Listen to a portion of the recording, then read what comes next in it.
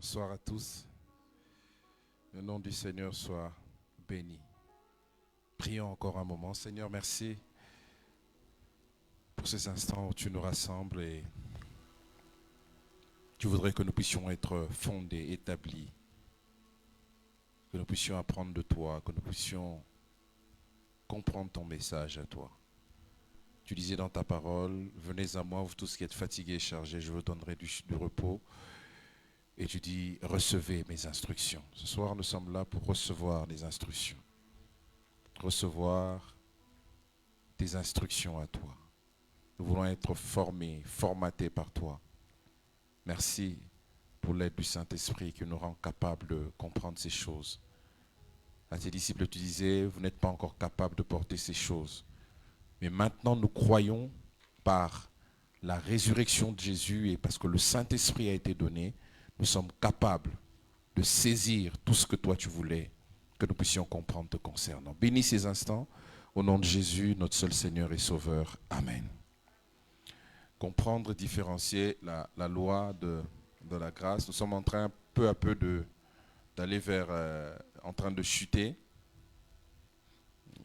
Et nous sommes en train, dans le point où nous étions en train de dire que les apôtres étaient très virulent concernant le faux, concernant les faux enseignements. Vous savez, aujourd'hui, si notre message ne rentre pas dans la ligne droite du message des apôtres, c'est que nous sommes en train de faire autre chose. Parce que les apôtres, leur combat, c'était de lutter contre le faux, lutter contre la philosophie, les conceptions des hommes, les faux enseignements. Vous savez qu'à l'époque des apôtres, il y avait de grands philosophes, que ce soit du côté de Rome, de grands philosophes du côté de la Grèce. Et tous ces philosophes ont beaucoup influencé le message. Voilà pourquoi quand ils ont écrit, ils sont revenus pour dire, voilà le message, voilà le faux et voilà le message. Et je crois que nous, aujourd'hui, si nous enseignons le même message que les apôtres, eh bien, nous devons nous aussi rester dans cette ligne-là. Parce que le faux, ce n'était pas seulement à l'époque des apôtres, mais jusqu'aujourd'hui, il y a le faux. Parce que l'ennemi se spécialise justement dans ce domaine-là. Pour créer le faux, inventer beaucoup de choses. Pour pouvoir changer le message, changer ce que nous devons percevoir à propos de l'évangile. Voilà pourquoi c'est important que nous puissions revenir vers les apôtres.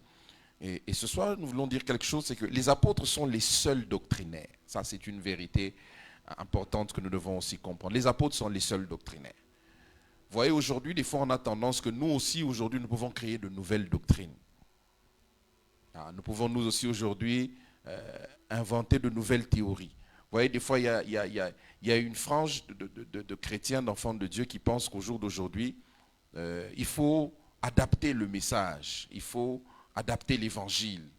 C'est-à-dire, il y a des réalités que les apôtres n'ont pas connues, que Jésus n'a pas connues. Ils n'ont pas connu Internet, ils n'ont pas connu mondialisation, ils n'ont pas connu Covid, ils n'ont pas connu toutes ces choses.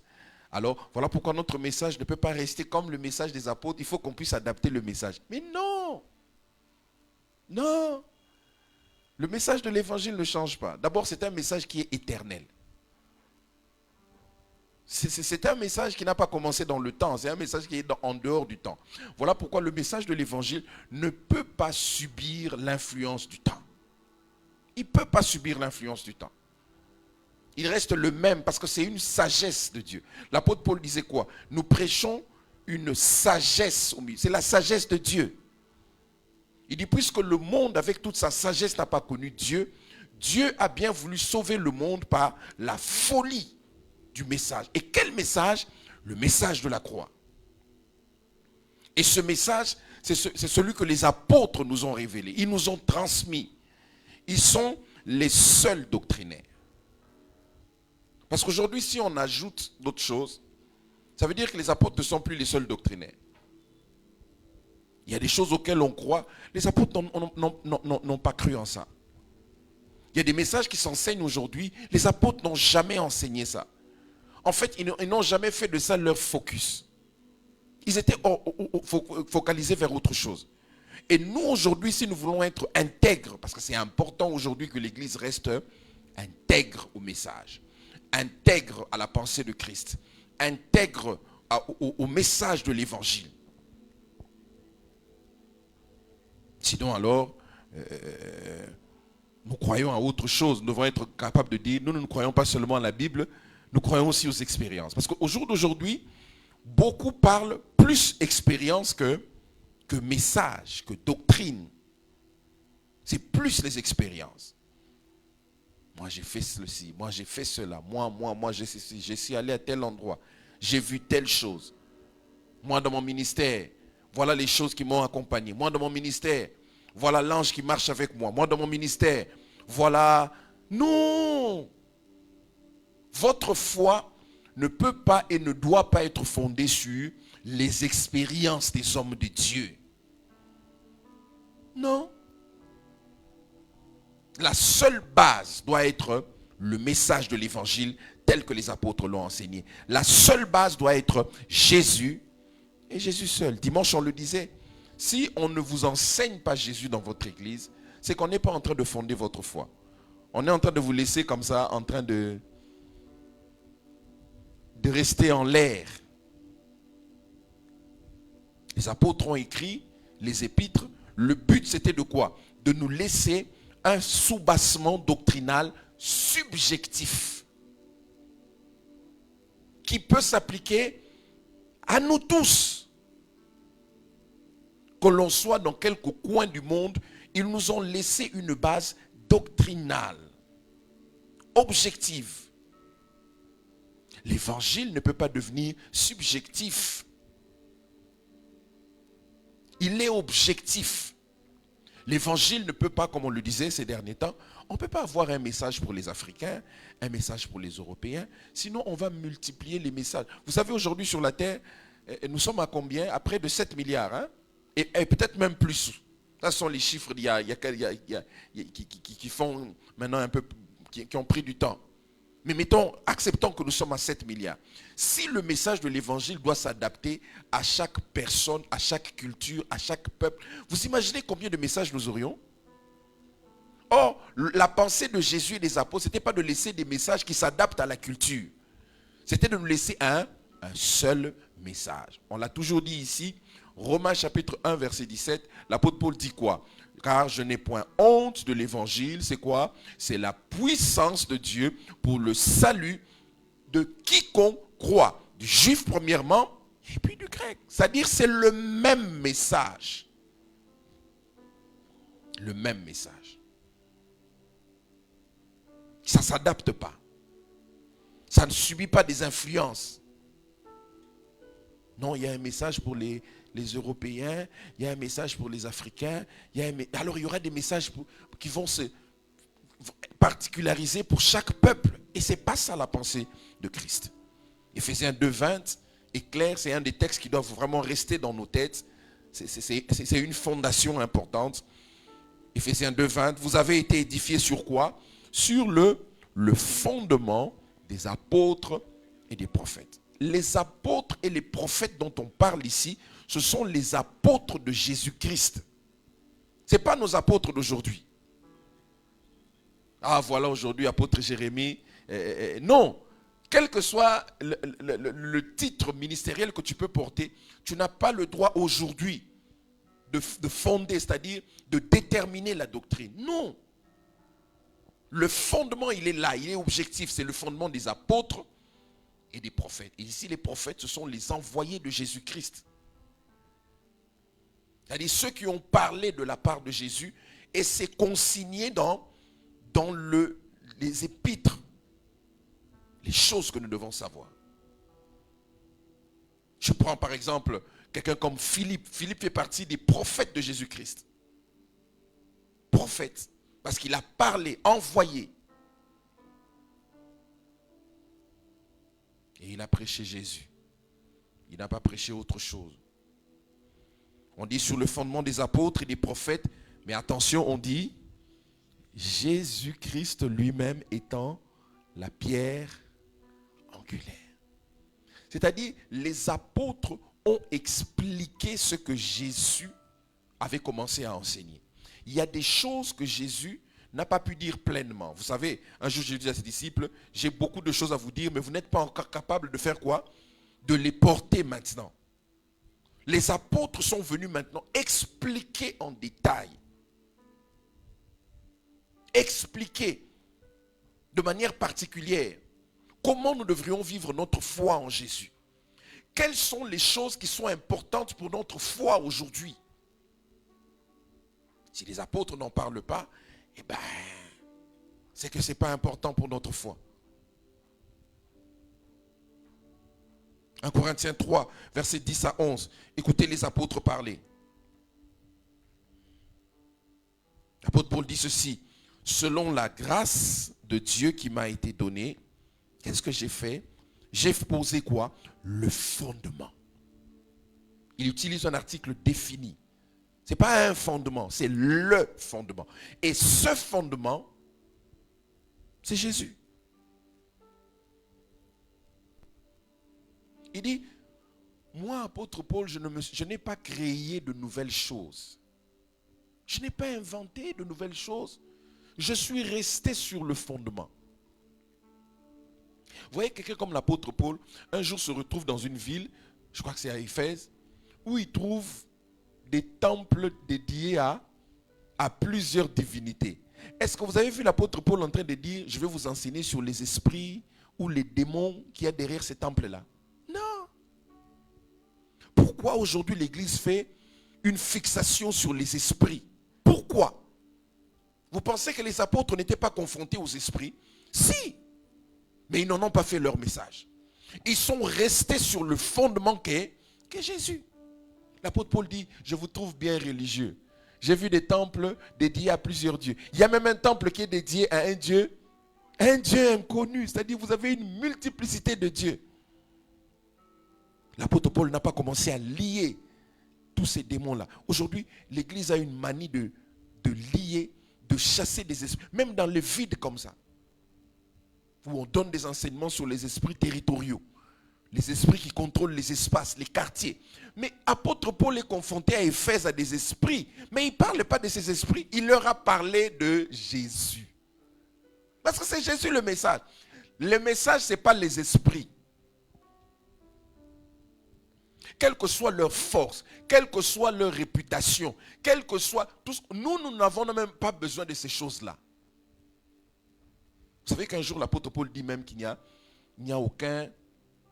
Il ne croyait même pas à ces histoires-là. Aucune idole. Vous avez déjà entendu l'apôtre Paul dire ça? Hein? Il dit, il n'y a pas d'idole dans le monde. Ça n'existe pas. Les idoles, c'est quoi? C'est des esprits, c'est des démons. Mais il dit, ça n'existe pas. Ça, c'est l'apôtre Paul qui parle. Pourquoi aujourd'hui on a une église qui a peur des esprits, qui veut focaliser sur les esprits, au lieu de focaliser sur le message que les apôtres ont laissé, de focaliser sur le fondement qu'est Jésus-Christ. Il dit, j'ai posé le fondement comme un sage architecte. Et il dit, un autre bâtit dessus. Mais il dit, mais que chacun prenne garde à la manière dont il bâtit dessus. Attention à qu'est-ce que vous élevez sur Jésus. Qu'est-ce que vous mettez après? Oui, vous avez posé le fondement, c'était Jésus. Mais maintenant, vous enseignez autre chose. Maintenant, vous enseignez 15 pas pour réussir dans la vie. 50 pas vers le succès. Oui, au début, vous avez posé Jésus, mais vous avez maintenant commencé, dans l'élévation, vous avez commencé à élever autre chose. Succès, réussite. Il y a aujourd'hui des thématiques dans les églises où on te dira tu réussiras. On a vu ça aujourd'hui avec Maman Jolie. Thématique de l'année, tu réussiras cette année. Ah! Vraiment une thématique, un thème aguicheur, hein, c'est-à-dire pour capter les gens. Jésus et les apôtres n'étaient pas focalisés sur le succès et la réussite. Non. Vous savez, c'est quand on n'est pas encore certain, on n'a pas encore reçu un message à enseigner, que l'on peut commencer à enseigner tout ce qui est sur la place. Aujourd'hui, on prêche des mots, moi aussi je prêche des mots. Demain, on prêche leadership, moi aussi j'entre leadership. Demain, là, on va prêcher motivation, moi aussi je vais côté motivation. Et puis après, demain, on prêche sur les esprits, j'entre aussi sur le domaine. Non! Quand tu as compris le fondement qu'est Jésus, tu ne changes plus. Tu ne parles que de lui. C'est ce que l'apôtre dit, si vous avez goûté que le Seigneur est bon, nous avons goûté qu'il est bon et nous sommes restés là. Écoutez le verset 11. Il dit, car personne ne peut poser un autre fondement que celui qui a été posé, savoir Jésus-Christ. Personne.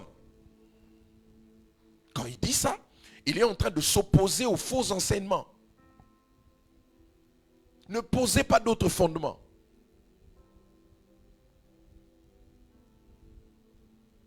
Et les apôtres ont combattu les fausses doctrines, les faux enseignements. Ce soir, par la grâce du Seigneur, je voudrais qu'on aille chez l'apôtre Jean. Je crois qu'on a beaucoup parlé de l'apôtre Paul, on a beaucoup parlé de l'apôtre Pierre, l'apôtre Jude même a parlé, mais je veux qu'on aille maintenant chez l'apôtre Jean. D'abord, laissez-moi vous dire qui est l'apôtre Jean. L'apôtre Jean est parmi les derniers des apôtres restés en vie. C'est-à-dire quand tous sont morts, Pierre, Paul, tous sont morts, il est resté le dernier doctrinaire. Quand il écrit l'épître selon 1 Jean, 2 Jean, 3 Jean, et même l'Apocalypse, il était resté le dernier doctrinaire, c'est-à-dire l'une des dernières personnes auprès de qui on pouvait aller encore pour écouter le message authentique. C'est-à-dire quand les philosophies de la première ère ont commencé à influencer le message, on venait vers l'apôtre Jean. Apôtre Jean, que dis-tu par rapport à ça? Et voilà pourquoi il a écrit maintenant les épîtres. Quand il écrit ces épîtres, il les écrit dans le but de dire, attention au faux, restez dans le vrai. Et aujourd'hui, nous allons voir un verset que, pour la plupart, je ne dis pas tout le monde, mais pour la plupart, dans l'église de Jésus, ce verset a été mal interprété. Mal interprété. Parce que quand tu lis la Bible, il y a des choses qui te concernent, mais il y a aussi des choses qui ne te concernent pas. C'est-à-dire, tout ce qui est dans la Bible n'est pas forcément pour toi. Non. Vous voyez, c'est ça, j'appelle ça l'argument de la facilité. On prend un verset biblique, on dit c'est écrit dans la Bible. Ça peut être écrit, mais ce n'est pas pour toi. Dimanche, j'en parlais ici. Dans la Bible, même l'âne a parlé. Vous savez ça? Mais non, ce que l'âne a dit là, ça peut fonder ta foi. Non. C'est écrit, mais ce n'est pas pour. C'est pas pour toi. Il y a des choses qui ne sont pas pour toi. C'est-à-dire, il y a des textes, il y a des versets. Vous voyez, le problème de l'église aujourd'hui, c'est, je crois que nous devons monter un peu dans nos études bibliques. Nous devons prendre le temps de beaucoup plus travailler. Ne pas rester là à faire des redites. Voilà, on nous a toujours enseigné ça. Je prends l'enseignement qu'on nous a enseigné en 1960. Bam! On nous a toujours dit ça. Moi aussi, je prends ça, je viens. Je vous le dis. Il y a beaucoup de choses comme ça que nous disons, surtout nous prédicateurs. Nous n'avons même pas étudié ça. Nous disons seulement ce que nous avons entendu. Nous-mêmes ne sommes pas restés avec la Bible à décortiquer, à méditer la Bible. Parce que quand nous commençons maintenant à nous asseoir pour commencer à lire par nous-mêmes, quelqu'un disait, ne laisse personne lire la Bible à ta place. Ne laisse personne méditer la Bible à ta place. Je veux le dire ici, ne laissez pas le pasteur Déo méditer la Bible à votre place. Vous devez vous-même, personnellement, individuellement, faire des études, des méditations de la parole, pour que nous puissions comprendre le message. Parce qu'il y a beaucoup de choses. Il y a des choses qui ne nous concernent pas. Je prends ce texte, 1 Jean 1, versets 8 à 9. Maître, c'est toi qui as le micro. 1 Jean 1, 8 à 9. Ici, quand l'apôtre Jean écrit, nous avons toujours cru que c'était un verset qui avait été écrit pour que nous puissions confesser nos péchés.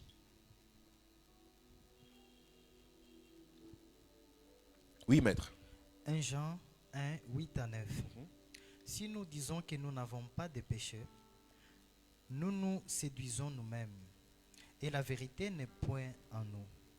Si nous confessons nos péchés, C'est tout ça. Si nous confessons nos péchés, il est fidèle et juste pour nous les pardonner et pour nous purifier de toute iniquité. Je crois qu'ici tout le monde connaît ce verset. Hein? C'est l'un des versets clés dans l'enseignement de l'Église aujourd'hui qui nous a toujours été donné comme fondement pour faire quoi? Confesser nos péchés tous les jours. Mais est-ce que l'apôtre Jean, quand il écrivait ça, l'idée c'était de nous pousser à confesser nos péchés? Parce qu'aujourd'hui nous avons fait des récupérations, hein? Des versets qu'on a lus, on les a récupérés et on en a fait maintenant une application, ce qu'on appelle une application, une interprétation particulière. C'est-à-dire une interprétation qui ne rentre pas dans l'idée de l'auteur. Une interprétation qui ne rentre pas dans l'idée de l'esprit. Vous savez que la Bible a toujours été opposée aux interprétations particulières. Hein? Il faut éviter les interprétations particulières. Alors, la question ici de se poser, est-ce que Jean, l'apôtre, quand il écrit 1 Jean 1, 8 à 9, il voulait encourager? Vous voyez, l'argument de la facilité, c'est écrit dans la Bible. Mais est-ce que tu as fait une bonne étude biblique? Est-ce que tu t'es posé pour essayer de savoir qu'est-ce que l'apôtre voulait enseigner?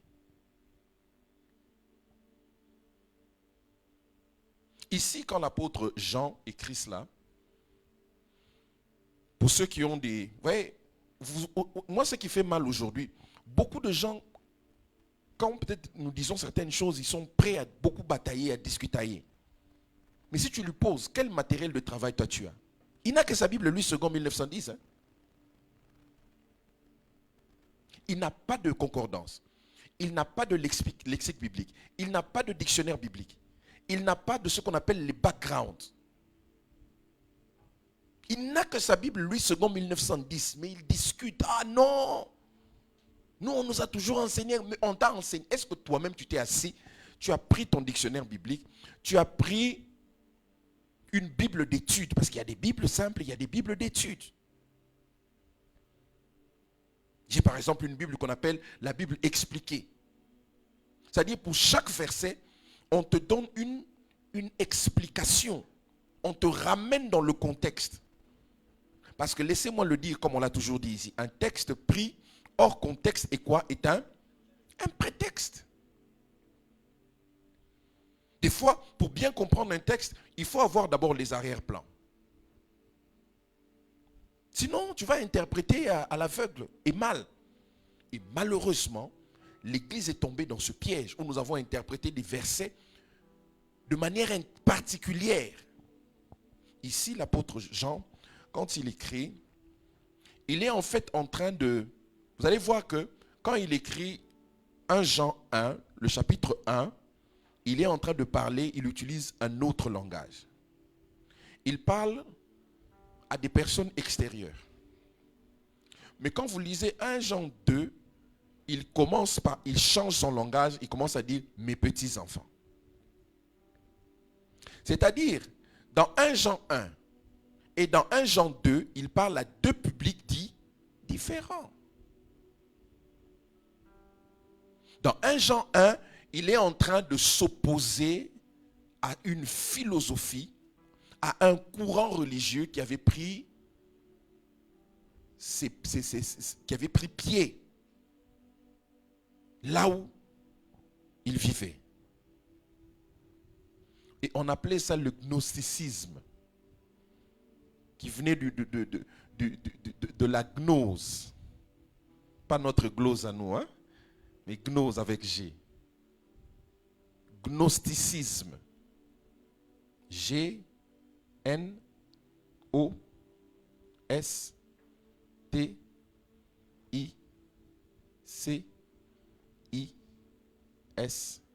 Vous savez, aujourd'hui, tu peux lire la Bible et tu peux faire des recherches. Même sur ChatGPT, fais des recherches. Tape ce mot-là, même sur ChatGPT, il va te dire, gnosticisme, c'est quoi? Et vous allez voir qu'on va te ramener à un courant philosophique qui battait plein à l'époque de l'apôtre Jean.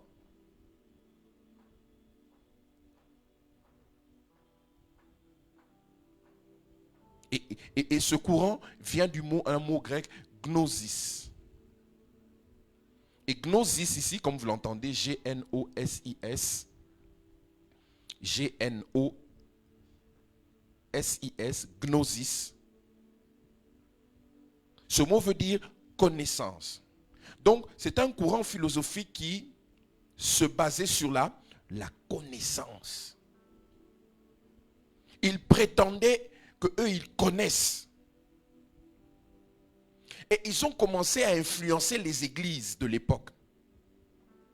Alors l'apôtre Jean s'est levé, il a dit non, sans citer leur nom, mais il a parlé de leur doctrine.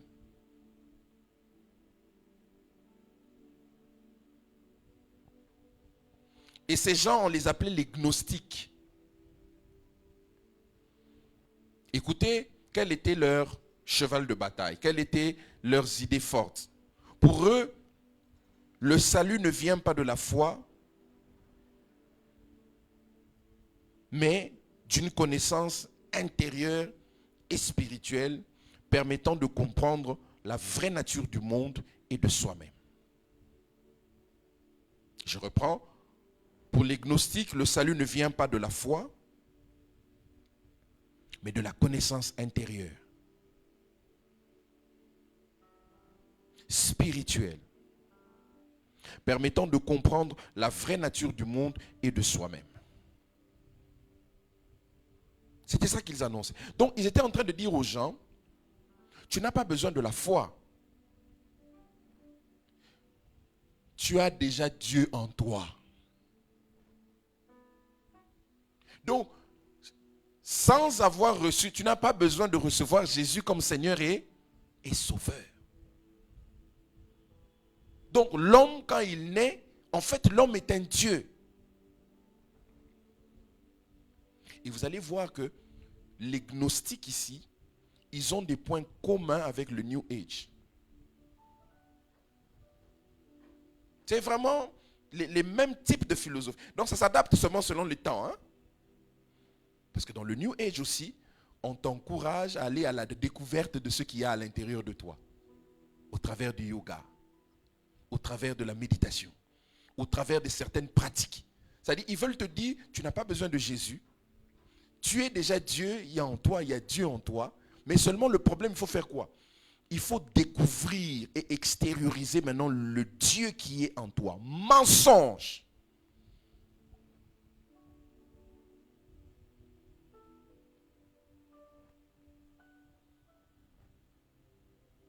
Pour eux, leur quête, les gnostiques, c'est la connaissance spirituelle profonde.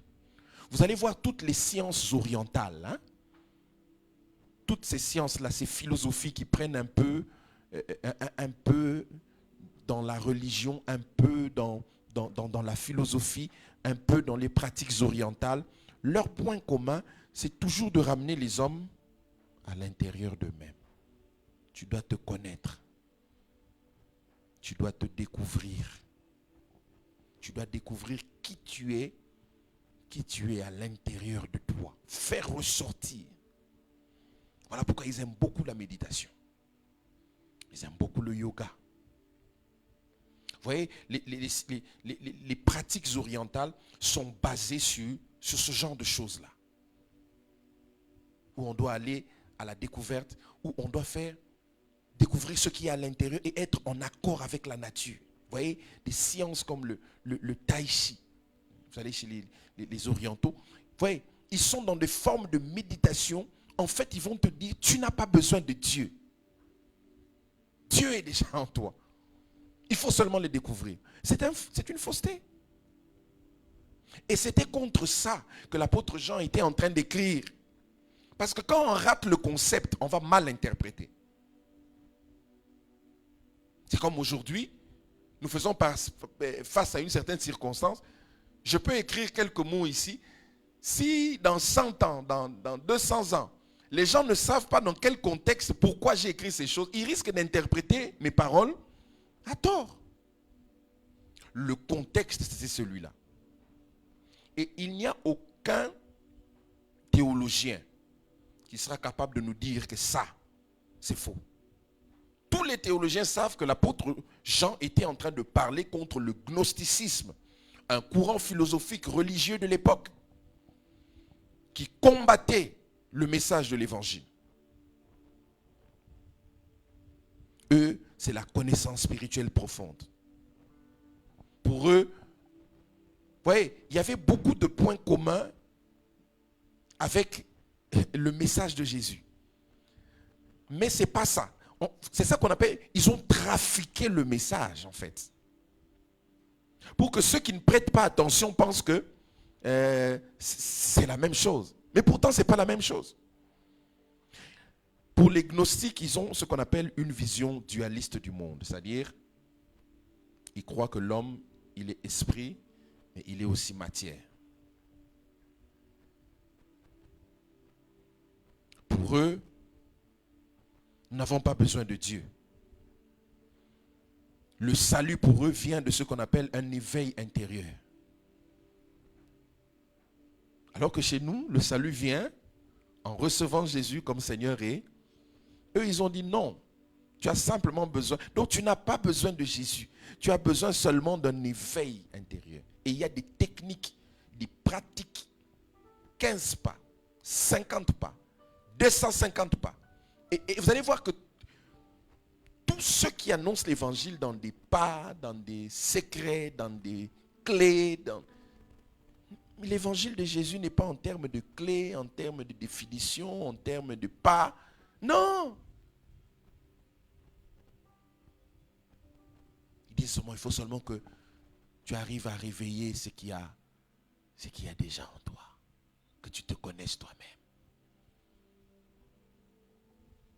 Or, quand ils vont te dire à te réveiller, à connaître ce qu'il y a en toi, tu seras en train de découvrir en fait autre chose. Et tu seras en train de t'opposer à Jésus. Et ces gens disaient que tous les péchés que l'homme commet, ça n'affecte pas leur esprit. C'était ça un peu la base du gnosticisme. Alors l'apôtre Jean, sans citer leur nom, il est en train de dire ce que cette doctrine-là enseigne. Eux disaient, nous n'avons pas besoin de Jésus. Et l'apôtre Jean ici leur dit, voilà pourquoi au verset 8 il dit, si nous disons que nous n'avons pas de péché, qu'est-ce qu'il fait? Nous nous séduisons nous-mêmes. Et eux disaient qu'ils n'avaient pas de péché, hein? Les gnostiques. L'homme, même sans Jésus, il n'a pas de péché. Mais chez nous, c'est différent. Nous devenons sans péché à cause de qui? À cause de Jésus. Eux disaient, même sans Jésus, nous sommes déjà. Donc pour eux, même qui peuvent commettre des péchés, ça ne compte pas. Donc pour eux, la nature du péché ne compte pas. L'homme n'est pas pécheur par nature. C'est pourquoi l'apôtre leur dit, si nous disons que nous n'avons pas de péché, nous qui? Il est en train de parler aux gnostiques. Il ne te parle pas à toi, enfant de Dieu. Vous voyez, si on rate cet élément ici, on va appliquer ça maintenant aux enfants de Dieu et on va nous mettre sur une fausse. Et c'est ce qu'on a fait depuis tout ce temps dans les églises. C'est le seul verset ou l'un des grands versets sur la confession des péchés. Demandez à tout enseignant de la parole de Dieu s'il veut parler de la confession des péchés. C'est l'un des versets clés. Tu ne peux pas parler de confession des péchés sans utiliser ce verset. Or, ce verset ne concernait pas la confession des péchés de tous les jours. Non. On parlait à des personnes qui sont encore païennes et qui disaient que malgré qu'ils sont comme ça, ils n'ont pas de péché. L'apôtre Jean leur dit, non, si vous dites que vous n'avez pas de péché, qu'est-ce que vous êtes en train de faire? Vous êtes en train de vous séduire. Et il dit quoi? Et la vérité n'est point en nous. Or, un chrétien, un enfant de Dieu, ne peut pas dire que la vérité de Dieu n'est pas en lui, parce que tu as Jésus qui est, Jean 14, 6, je suis le chemin, la vérité est. Donc cette phrase ici ne te concerne pas. Vous voyez que dans nos églises, ce qui nous a manqué, c'est vraiment de bonnes études bibliques. Et non pas être simplement comme des gens qui récitent des choses qu'on leur a dites, sans méditer par eux-mêmes. Donc si nous disons que nous n'avons pas de péché, on parle au gnostique. Nous nous séduisons nous-mêmes, c'est-à-dire nous sommes en train de nous mentir nous-mêmes, on parle au gnostique. Et la vérité n'est point en nous, on parle encore à qui? On parle au gnostique. Maintenant, il leur montre la voie du salut. Et la voie du salut, vous allez comprendre que l'apôtre Jean, il a une perception du salut, parce que c'est vraiment un véritable juif, qui est différent de l'apôtre Paul. Parce que Paul, en ce qui concerne le salut, Romains chapitre 10, 9 à 10, qu'est-ce qu'il dit? Si nous confessons de notre bouche, pas nos péchés, mais si nous confessons le Seigneur Jésus. Mais ici, l'apôtre Jean, lui, il est resté un peu dans le background du judaïsme. Et il parle maintenant à ces gens. Il dit, qu'est-ce que nous devons faire si nous confessons nos péchés? Donc il est en train de dire à ces gnostiques, vous avez besoin de faire quoi? De confesser vos péchés. Il ne parle pas aux chrétiens, il ne parle pas aux enfants de Dieu. Donc si tu fais de ce verset-ci la base de ta confession, sache que tu es en dehors de la pensée de Dieu. Je sais que dire des choses comme ça peut révolter certaines personnes, mais c'est la vérité. Non, faites seulement des études. Vous savez, il ne faut pas crier rapidement au scandale et à l'hérésie. Il faut aller faire des études. Lisez, cherchez dans votre dictionnaire biblique, cherchez dans les commentaires bibliques. Aujourd'hui, il y a des commentaires bibliques en ligne. Allez taper quel est l'arrière-plan de l'épître de Jean, le chapitre 1. Vous allez voir, il va vous parler du gnosticisme et des gnostiques. Et si nous ne revenons pas à cette interprétation-là, c'est que nous n'avons pas compris la pensée de l'apôtre Jean et la pensée du Saint-Esprit. Il dit, si nous confessons nos péchés, il est comment? Il est fidèle et juste pour nous, pour nous les pardonner. Il pardonne à qui? À ces gnostiques-là, pas à toi. Il est en train de leur dire, en fait, si c'était l'apôtre Paul, il leur aurait dit, si tu confesses le Seigneur Jésus de ta bouche, tu seras comment? Sauvé. Il est fidèle et juste pour nous les pardonner. Et pour faire quoi? Et pour nous purifier de toute iniquité. Vous voyez ici, c'était le verset qu'on avait utilisé pour invoquer le sang de Jésus. Vous voyez, à l'époque où on faisait encore des prières qui étaient séquentielles. Première étape, remercier le Seigneur. Deuxième étape, confession du péché. Troisième étape, le sang de Jésus. Il purifie. Et là on disait, Seigneur, lave-moi avec l'hysope. Et l'une des bases, c'était ce verset ici, que le sang de Jésus doit te purifier. Le sang de Jésus, oh mon ami, le sang de Jésus. Le sang de Jésus, oh mon ami. On était sur ce verset-ci. Mais c'était la mauvaise base. Le chrétien n'a pas besoin d'être purifié jour après jour. Est-ce que l'Église sait ça? Non. Le chrétien n'a pas besoin d'être purifié tous les jours. Je vais vous donner une référence. Ok? Vous voyez, quand on lit la Bible, il faut bien lire la Bible. Il ne faut pas. 1 Corinthiens 6, verset 11. Voilà maintenant ce qui s'est passé avec nous. C'est-à-dire, le chrétien n'a pas besoin d'être lavé tous les jours par le sang de Jésus. Matin, midi, soir. Hier, lavé. Aujourd'hui, lavé. Demain, lavé. Après-demain, j'ai encore besoin du sang. Ça, c'est la mauvaise perception. Écoutez l'apôtre Paul maintenant quand il explique bien les choses. Qu'est-ce qu'il dit? Corinthiens 6, 11. Et c'est là ce que vous étiez, quelques-uns de vous. Mais vous avez été lavés. Voyez comment, en quel temps on utilise le verbe laver? C'est où? C'est où? Donc le chrétien ne se lave pas au présent ni au futur. Et puis même quand vous demandez le sang de Jésus, j'ai toujours posé la question, où est-ce que vous trouvez le sang de Jésus? Là, quelques hérétiques vont crier, ah, comment ça c'est de l'hérésie. Mais où est-ce que vous trouvez le sang de Jésus?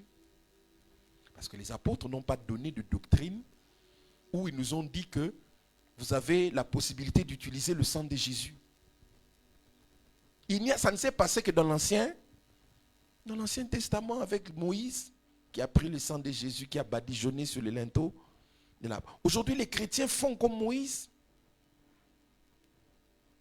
Ici, pour nous qui sommes en Jésus, voilà notre vérité.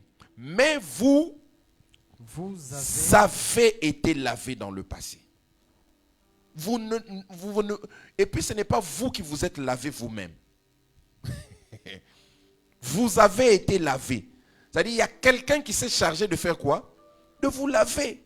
Mais pourquoi nous aujourd'hui nous nous lavons nous-mêmes? J'ai vu quelqu'un même avec je suis en train de me frotter. Est-ce que le sang peut vraiment laver? Si tu prends le sang, est-ce que le sang peut laver? Sinon ça va te salir encore. C'est-à-dire, ce que l'apôtre est en train de dire ici, ce n'est pas physique, c'est spirituel. Vous avez été lavé dans le passé. Et le passé composé, on le dit toujours, c'est une action qui s'est terminée dans le passé, mais qui a encore ses implications dans le présent et dans... Donc, je n'ai plus besoin d'être lavé aujourd'hui. Pourquoi? Parce que j'ai été lavé. Et les implications de ce lavement, si je peux utiliser le terme, c'est encore jusqu'aujourd'hui. Et ça ne dépend pas de moi. Je me suis bien lavé. Non, Glose, elle ne s'est pas bien lavée. Il faut vraiment beaucoup de sang de Jésus. Quelqu'un a dit même utiliser un terme en lingala. Donc, je me suis jeté dans un tonneau du sang. Mais tu vas mourir asphyxié. Tu t'imagines un tonneau rempli de sang, tu te jettes à l'intérieur, mais tu vas mourir. Ça va entrer dans les oreilles, dans la bouche, dans les nez. Les apôtres n'ont pas fait ça. Bien-aimée Église, restons sur le fondement des apôtres de Jésus. Vous avez été lavés. Virgule, mais vous, toujours, vous voyez, tout est toujours au passé. Mais vous avez été sanctifiés. Dans le passé. Bien-aimés, demandons que le sang de Jésus puisse nous sanctifier. Non. Non. Le sang de Jésus ne nous sanctifie pas aujourd'hui. Le sang de Jésus nous a sanctifiés dans le passé. Et ça s'est passé avec la mort et surtout la résurrection de Jésus d'entre les morts. Que nous avons été sanctifiés. Virgule encore. Mais vous avez été justifiés. Justifiés. Mais non, est-ce que quelqu'un qui a été justifié, c'est ça ta nature? C'est ça ce que tu es maintenant. Et vous voyez que toutes ces choses-là, ça ne dépend pas de tes œuvres. Ça ne dépend pas de ta confession des péchés. Ça ne dépend pas de comment tu as prié pour bien te laver avec le sang, mais ça dépend de l'œuvre de Christ à la croix de Golgotha. Vous voyez, quand on parle de Jésus, là, c'est fantastique. Les vérités autour de Jésus, en Jésus, mais c'est fantastique. Vous avez été justifiés dans le passé. Ce n'est pas pour rien que l'apôtre Paul écrit tout au passé. C'est ça la doctrine. Donc, si nous disons qu'aujourd'hui nous pouvons encore être lavés, aujourd'hui nous pouvons encore être purifiés, c'est que nous avons fait quoi? Nous avons changé la doctrine. Vous voyez pourquoi l'apôtre Paul, quand il écrit toujours à l'église, il les appelle comment? Les saints. Aux saints qui sont à l'église de Corinthe.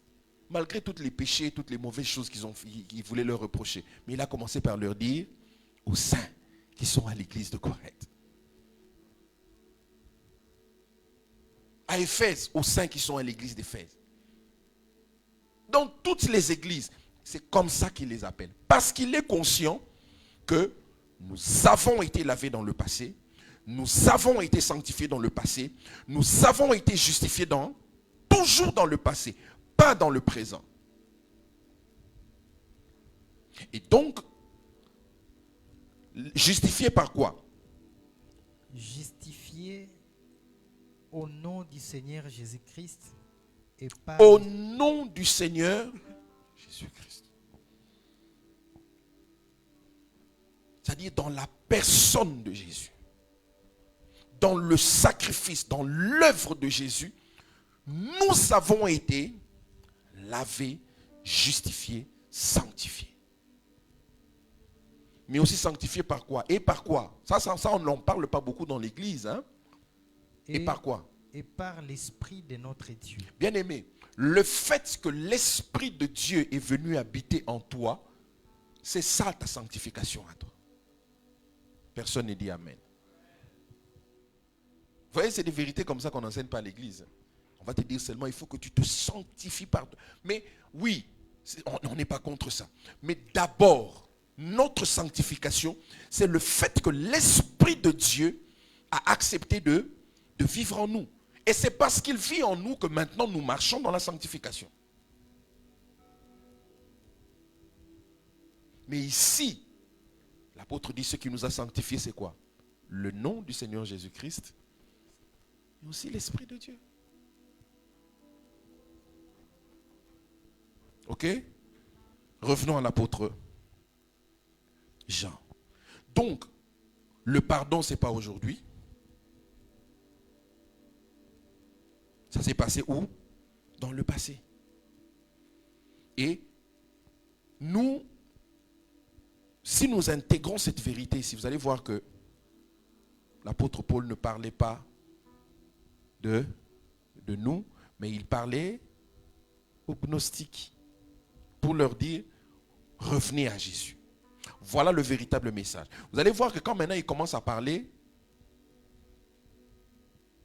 aux enfants de Dieu que nous sommes, 1 Jean 2 commence à partir du premier verset. Qu'est-ce qu'il dit? 1 Jean 2, à partir du premier verset. Mes petits enfants. Vous voyez comment maintenant il commence à les appeler. Maintenant, quand il commence à écrire à nous qui sommes en Jésus, il nous appelle comment? Mes petits enfants. Mes petits enfants. Voilà maintenant les vérités qui nous concernent nous. Mes petits enfants, quelles sont les vérités que vous devez savoir? Je vous écris ces choses afin que vous ne péchiez point. Je vous écris ces choses afin que vous ne péchiez point. C'est-à-dire, la volonté de Dieu n'a jamais été que les gens puissent pécher. Ce n'est pas ça la volonté de Dieu. Mais il dit quoi? Et si quelqu'un a péché, il met ça au conditionnel. Si d'aventure, si ça arrivait, parce qu'il sait que ça peut arriver, ok? Il dit, mais si quelqu'un a péché, voilà, est-ce qu'il faut encore demander le sang? Vous voyez ici, il va dire maintenant quelque chose qui n'a... C'est comme s'il contredit ce qu'il vient de dire dans 1 Jean 1,9. Non, il ne contredit pas. Il est en train de parler à deux publics différents. Dans 1 Jean 1, il parle aux gnostiques, à ceux qui sont en dehors de Jésus. Mais dans 1 Jean 2, il parle maintenant à nous qui sommes des petits-enfants dans la maison de Dieu, en Jésus. Si quelqu'un a péché, la solution c'est quoi? Si quelqu'un a péché, nous avons un avocat auprès du Père. Nous avons maintenant un avocat auprès du Père. Cet avocat c'est qui? Jésus-Christ le juste. Jésus-Christ le juste. Il n'y a pas de choses à faire. Il n'y a pas. Il vous dit seulement, souvenez-vous, rappelez-vous de ce qui s'est déjà passé avec Jésus-Christ. Et là, on rentre dans 1 Corinthiens 6, verset 11.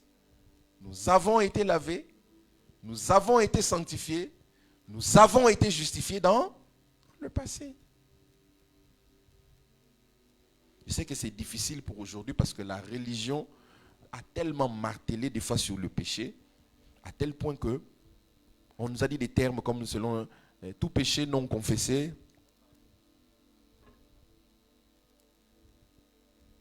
Bien-aimé, le pardon que Dieu nous accorde en Jésus, c'est dans le passé. Et ce n'est pas à cause de nous. C'est à cause du sang de Jésus. C'est à cause du nom de Jésus. Et c'est à cause de la grâce. Ce sont ces trois éléments-là. Faites votre étude biblique, vous allez voir. C'est ce que les apôtres enseignent. Notre pardon est sur trois bases. Dans notre manuel de formation, l'école de membres, on détaille ça. Trois choses importantes. Nous avons été pardonnés à cause du nom. Nous avons été pardonnés à cause du sang. Nous avons été pardonnés à cause de la grâce.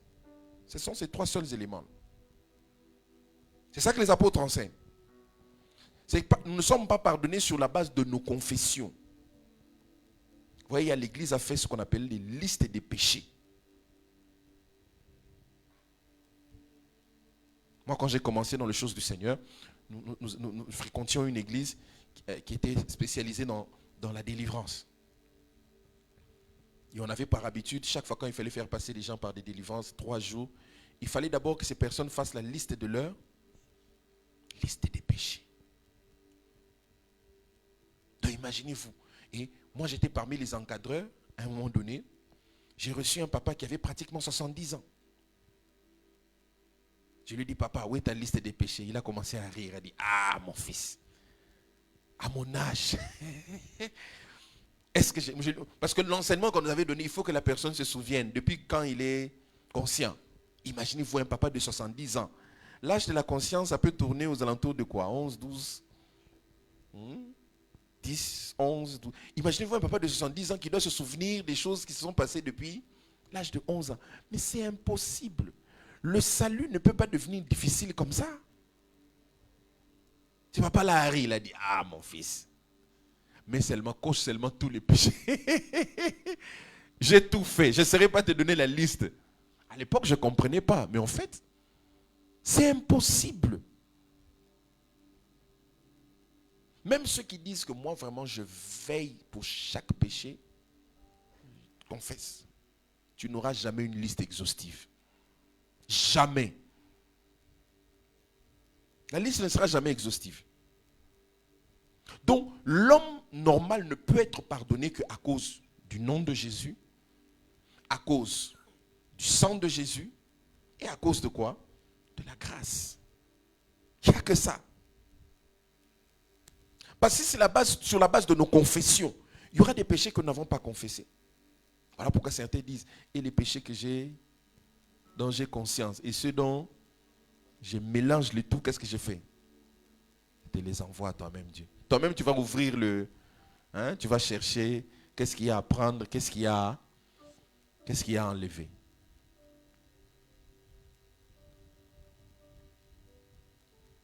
Et donc, les listes des péchés qu'on faisait, en fait, c'était de la psychanalyse. C'est une technique en psychanalyse.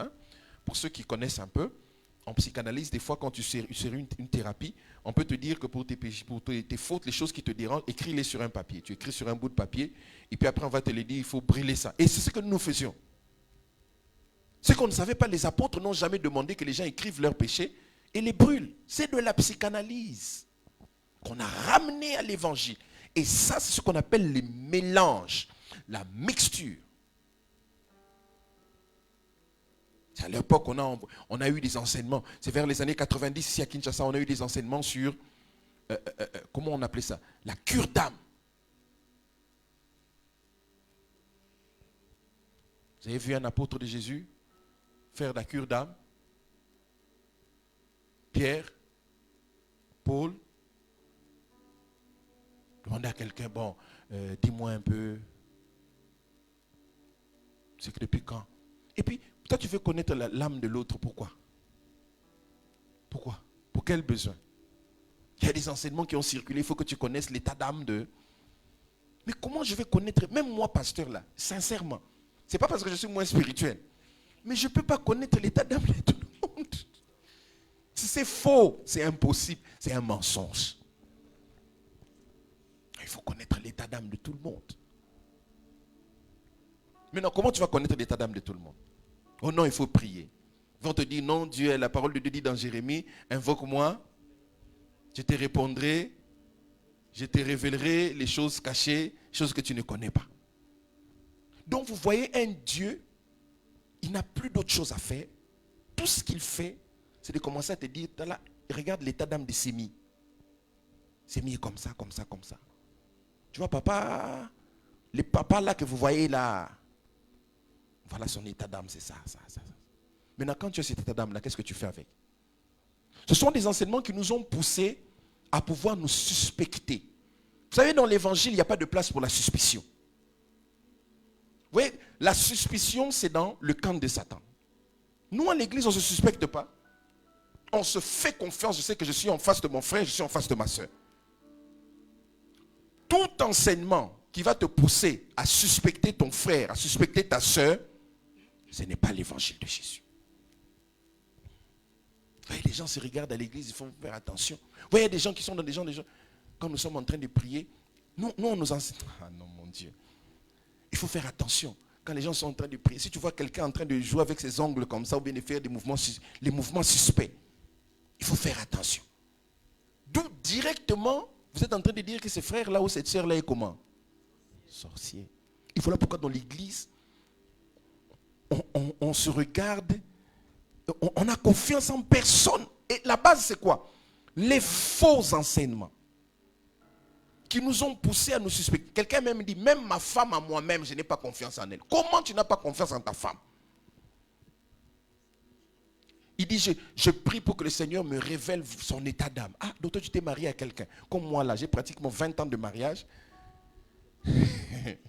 C'est aujourd'hui que je vais commencer à demander à Dieu de me révéler l'état d'âme de mon épouse.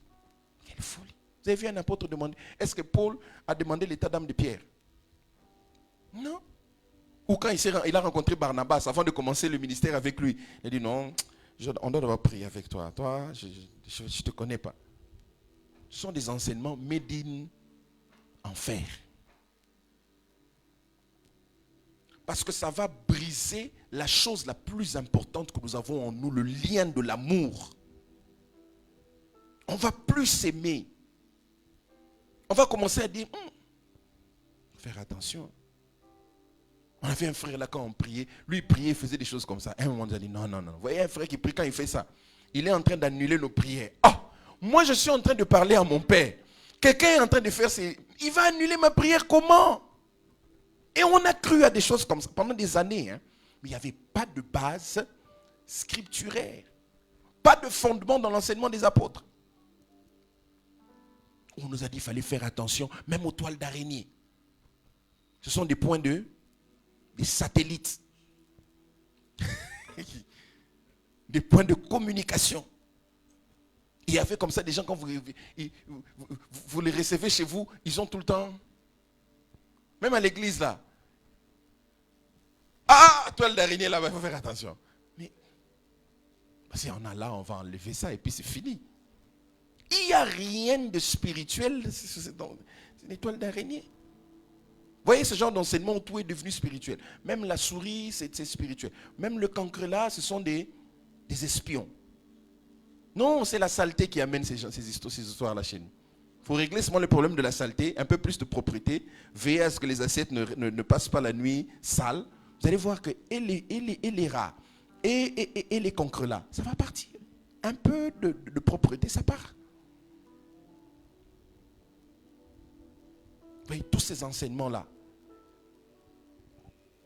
c'est parti à partir de ces faux enseignements. Sur la cure d'âme, sur connaître l'état d'âme. Il faut faire attention à ton voisin. Et en lingala, on le dit mieux. C'est-à-dire, on connaît les visages, mais les cœurs, on ne connaît pas.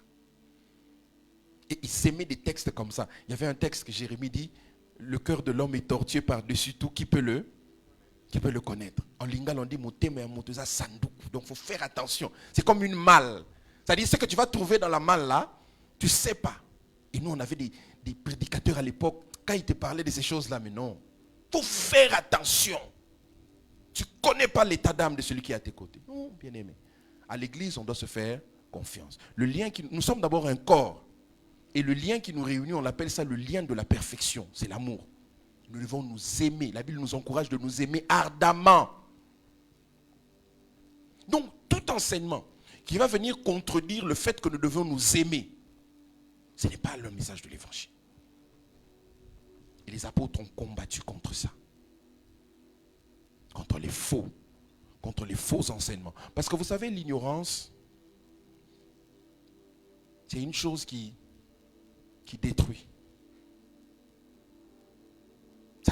L'ignorance, c'est quelque chose qui détruit. Et malheureusement, beaucoup d'enseignements sont venus renforcer l'ignorance. Et même nous abrutir. Hein, ça, je pèse les mots. Il y a des enseignements qui sont venus nous abrutir. C'est-à-dire nous mettre sur des fausses pistes. Des choses qui ne vont pas nous aider.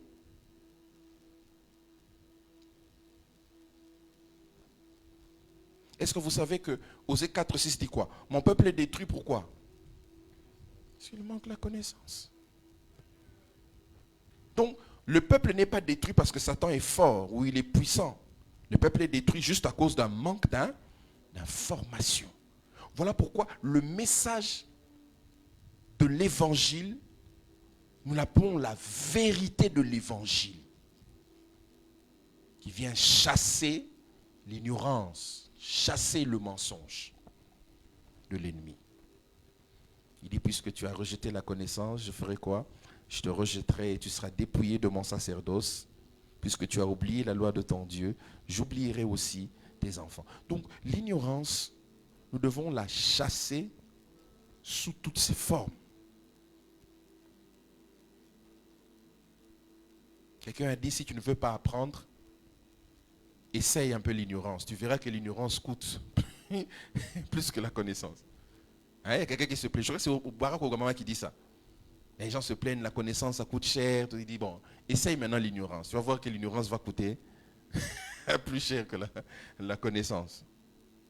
Voilà pourquoi Jésus s'attelait à donner des informations, à éclairer. Jean 8, 30 à 32, un des textes forts de Jésus, dans l'enseignement de Jésus. Jean 8, 30 à 32, il dit, comme Jésus parlait ainsi, plusieurs crurent en lui. Il dit aux Juifs qui avaient cru en lui, si vous faites quoi? Si vous demeurez dans ma parole à moi. Pas dans vos considérations à vous. Pas dans vos perceptions à vous. Pas dans des choses que vous croyez sur la Bible et la parole de Dieu. Mais si vous demeurez dans ma parole à moi. Ce que moi, Jésus, j'ai enseigné. Vous êtes vraiment mes disciples. Vous voyez, Jésus utilisait toujours le terme disciple. Même pas le terme chrétien. Le terme chrétien est venu après. Hein? Jésus, c'était le terme disciple. Vous allez voir que les apôtres, même les actes des apôtres, c'est toujours disciple. Chrétien, c'est venu. Et c'est même les païens qui nous ont appelés chrétiens. Donc, vous savez que le mot chrétien, là, en fait, c'était pas le mot consacré. Quelqu'un est arrivé, il a manqué d'arguments. Le seul argument qu'il a trouvé, il me dit, mais pasteur, tu prêches avec les micros. Bon, qu'est-ce que les micros ont à voir dans cette thématique-là? Vous voyez que quelqu'un n'a même plus d'arguments. Il n'y a plus d'arguments. Oh non, Jésus aussi ne prêchait pas avec les micros. Toi, tu prêches maintenant avec les micros. Oh. Nous parlons des réclamations, des liens. La Bible dit qu'il n'y a plus. Nous sommes la postérité d'Abraham. Nous sommes la postérité d'Abraham. Vous voyez, les Juifs pensaient qu'ils sont postérité d'Abraham par le sang. Or, l'apôtre Paul, quand il explique dans Romains, il dit que son fils d'Abraham, ceux qui le sont par la foi, ce n'est pas par le sang. Donc, vous voyez qu'ils étaient déjà dans l'erreur, mais dans l'incrédulité. Nous sommes la postérité d'Abraham et quoi? Qu'est-ce qu'ils disent? Et nous ne fîmes jamais esclaves de personne. Est-ce que les Juifs peuvent dire à Jésus qu'ils n'ont jamais été esclaves? Posons-nous la question. Est-ce que les Juifs peuvent dire ça à Jésus? Bon, les 430 ans qu'ils ont fait en Égypte, ils étaient qui? Ils étaient des esclaves. Ils ont été esclaves des Égyptiens. Plus de 400 ans. Et ici, ils ont été déportés à plusieurs reprises. Quand ils étaient à Babylone, c'était qui? C'était des esclaves. Ils ont été déportés 2 fois. Réduits en esclavage. Dispersés même à travers le monde. Mais quand ils parlent ici à Jésus, ils disent nous avons été esclaves de personne. Mais alors qu'ils disent à Jésus qu'ils sont esclaves de personne, ils sont sous le joug de l'Empire romain, n'est-ce pas? Rome est en train de dominer sur eux. Donc vous voyez, l'incrédulité n'a pas de limite. Hein? On est capable de mentir juste pour soutenir sa position. Ils ne fûmes jamais esclaves de personne. Vous avez été esclaves des Juifs, des Égyptiens. Vous avez été esclaves. Pendant la période des juges, par exemple, combien de fois ils ont été réduits en esclavage? Les Philistins, combien de fois? Tous ces peuples-là qui venaient détruire et faire des razzias, c'était pratiquement de l'esclavage. Et ici, ils ont nié. Vous savez, quand on est incrédule, des fois, on est prêt à mentir, juste pour garder sa position, pour rester dans le vrai. Et ça fait mal des fois quand les gens mentent. Hein? Juste pour garder une position déterminée. Ils sont prêts à mentir. Juste pour défendre leur cause. Il dit, nous ne sommes jamais esclaves de personne. Comment? Comment dit-il, vous deviendrez libre? Comment dit-il, vous deviendrez libre? Vous voyez, ils sont esclaves, mais tellement incrédules, ils ne veulent pas reconnaître qu'ils sont. Et malheureusement, ça arrive beaucoup. Ces personnes qui disent à Jésus ces choses, ce ne sont pas des païens. Hein? Ce sont des gens qui connaissent Dieu, entre guillemets. Hein? Qui servent Dieu, entre guillemets. Des gens qui connaissent les choses de Dieu. Et ce sont les personnes qui sont, des fois, les plus incrédules au message. Vous savez, qui ont comploté contre Jésus. Ce n'était pas le peuple. Hein? C'était les docteurs de la loi, les pharisiens, les sadducéens, le Sanhédrin. C'est-à-dire les serviteurs de Dieu. Ils ont tout fait. Tellement ils n'arrivaient pas à atteindre Jésus, ils ont dit, bon, il faut qu'on trouve quelqu'un parmi lui. Quel sera le maillon faible? Ils ont trouvé Judas. Judas lui-même est allé leur dire, bon, je suis là. Bon, dites-moi un peu, qu'est-ce que vous nous proposez? Et non, si tu nous montres Jésus, on va te donner. Ils ont comploté. Et Judas aussi a été pris par l'appât du gain. Qu'est-ce qu'il a fait? Il a dit... Et quand ils ont arrêté Jésus, qu'est-ce qu'il a fait? Culpabilité. Remords. Il vient vers les principaux sacrificateurs, il prend les 30 pièces d'argent qu'on lui a données. Il les remet, il dit non, on ne peut pas prendre ça. Vous voyez que ce sont les principaux, ce sont des hommes de Dieu. En fait, qui sont les plus incrédules, c'est eux. Des fois, il faut faire attention avec l'ancienneté, des fois, dans les choses de Dieu. Quelqu'un disait un jour, 2 chrétiens étaient en train de parler. Un nouveau qui est venu à peine à Jésus et un ancien. Ils ont vu le nouveau là, très chaud, très bouillant dans les choses de Dieu. Les anciens étaient en train de se parler. Ils ont dit, voyez celui-là, laissez-le. Le temps va faire de lui ce que nous sommes devenus. C'est-à-dire, ce sont des gens qui sont à l'église, ils sont devenus tellement incrédules, ils ne croient même plus au message. Tout ce qui s'enseigne là, ça ne les regarde pas. J'ai vu ça souvent dans des églises. Des gens spéciaux qui se mettent toujours à l'extérieur. Quand on prêche là-bas, on n'est pas là. Et ils sont pour autre chose. Et des fois, les gens deviennent tellement incrédules à force du temps de rester dans les choses de Dieu sans écouter le véritable message. Incrédules. Certains sont incrédules parce qu'ils ne veulent pas se dédire. J'ai enseigné ça. Et maintenant, c'est clair que ça, ce n'est pas la vérité. Bien-aimé, dans les choses de Dieu, on doit toujours être humble pour accepter les updates, les mises à jour. On doit être humble. On n'arrivera jamais à un niveau où on dit, moi je connais tout. Non. Il y a toujours des updates. Toujours. Vous voyez, quand Jésus arrive, il trouve l'enseignement de l'époque, qu'est-ce qu'il commence à dire? Vous avez appris qu'il vous a été dit ceci, mais moi, ça s'appelle quoi? Update. Mise à jour. Vous avez appris ça, mais voilà ce que moi je vous dis. Vous avez appris ça, mais voilà maintenant ce que moi je vous dis. Mettez-vous à jour. Malheureusement, les gens ne veulent pas se mettre à jour. Ils veulent rester seulement dans les choses. Nous, on veut rester dans nous. Parce que si je change, on va dire que... Non, il faut être humble. Il faut être humble des fois pour accepter la vérité de l'évangile. Vous voyez, un jour, l'apôtre Paul, il voit l'apôtre Pierre en train de faire quelque chose qui n'était pas correct. C'est-à-dire, il mangeait avec les incirconcis, mais quand il a vu des judaïsants venir, il a fait quoi? Il s'est mis de côté, il a dit non, je peux pas on ne peut pas me voir manger avec ces gens-là. L'apôtre Paul lui a dit, il a reproché sévèrement. Il dit, si toi qui es juif, tu forces les païens à judaïser, tu ne fais pas ce qu'il faut. Il a repris en public. Concernant quoi? La vérité de l'évangile. Il a dit, je n'ai pas laissé les choses comme ça, afin que la vérité de l'évangile soit établie. Certains ne veulent pas se dédire. J'avais toujours enseigné sur les liens, sur les malédictions de famille. Maintenant, je sais que c'est pas ça le message. Mais j'ai fait autant d'années. Je vais rester seulement dans ces choses-là.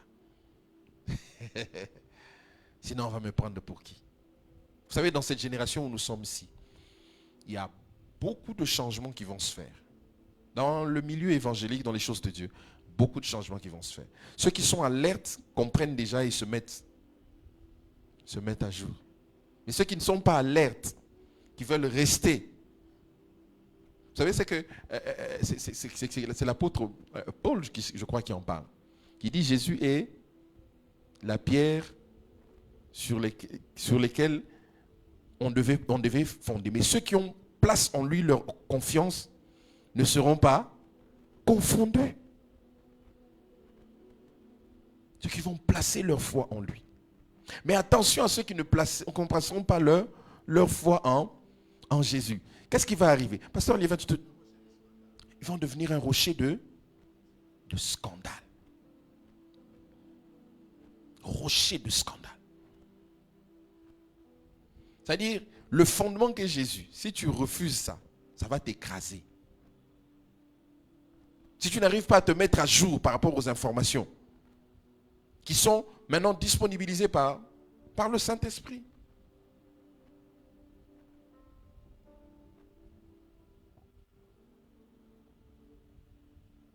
Bien-aimés, je peux vous dire, ne lisons pas la Bible avec des lunettes d'un aîné, même si c'est votre pasteur. Et ici, je vous encourage, ne lisez pas la Bible avec les lunettes du pasteur Déo. Lisez la Bible par vous-même. Oh non, c'est un aîné qui nous a toujours enseigné, on le connaît, il a une réputation dans les choses de Dieu. Mais ça peut arriver aussi qu'il a enseigné des choses qui ne sont pas, mais qui ne sont pas ça. Notre daddy de l'église. Oui, daddy peut aussi être dans.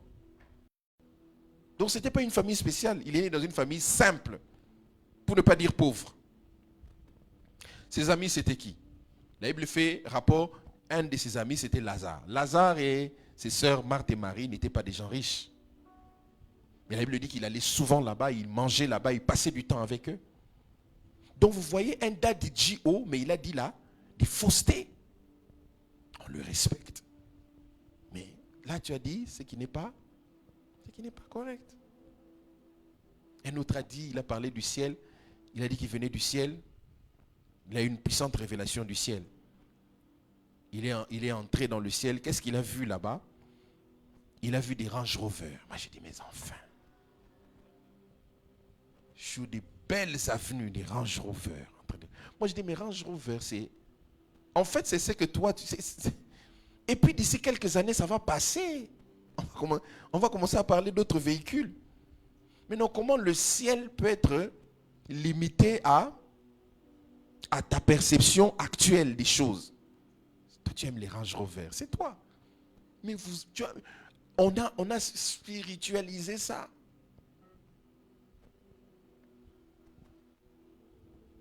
Pour penser que là-bas au ciel, il y aura des véhicules. Là-bas au ciel, il n'y aura pas de véhicules. Les véhicules, c'est ici.